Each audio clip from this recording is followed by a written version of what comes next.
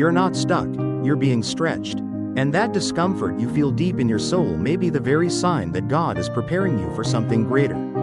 It doesn't look like elevation. But that tension, that silence, that closed door is divine preparation, not rejection. God often hides promotion in the packaging of pressure. And if you're feeling like everything is being stripped away, like you're being forgotten or passed over, that's sign number 1, He's pruning you. Just like John chapter 15 verse 2 says, every branch that bears fruit, He prunes so that it may bear more. You're not being punished, you're being positioned. The second sign is subtle but shocking. God starts to isolate you. People drift, opportunities dry up, even your routine relationships start to shift. This isn't coincidence, it's consecration. Before David ever held the crown, he was alone with sheep and slings. God removes the noise so you can finally hear His whisper. If you've been pulled into a season of solitude, it's because He wants to download something sacred into you.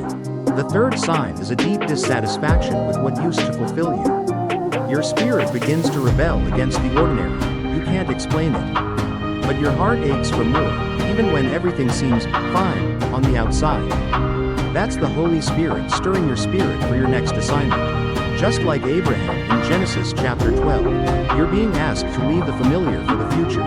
The fourth sign is a divine shaking of your comfort zone. When everything that felt secure begins to wobble, your job, your plans, even your own confidence, it's not destruction, it's preparation. Hebrews chapter 12 verse 27 says that God shakes what can be shaken so that what cannot be shaken may remain. If you're experiencing spiritual earthquakes, it's because God is solidifying your foundation for what's next. And here's the fifth and final sign that God is up to something massive. You're under intense spiritual attack. But strangely, your faith isn't breaking, it's deepening. The warfare is heavier, but so is your hunger for God. That's not a coincidence, that's confirmation. Just as Jesus was led into the wilderness right before His ministry exploded. You're being tested not to break you but to build the strength you'll need for the blessing. Romans chapter 8 verse 18 reminds you that the present sufferings are not worth comparing to the glory that will be revealed. Don't misread the signs. This season isn't evidence that God is distant. It's proof that He's closer than ever, orchestrating something beyond what your eyes can see. What you call delay, He calls development. What feels like silence is saturated with strategy.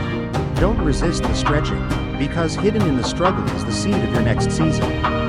God is not done with you, He's just getting started. And this discomfort is not your end, it's the doorway to destiny. So here's the challenge. Stop asking God to remove the pressure and start asking Him to reveal the purpose. If you dare to trust Him in the wilderness, you'll see Him work wonders in your promised land.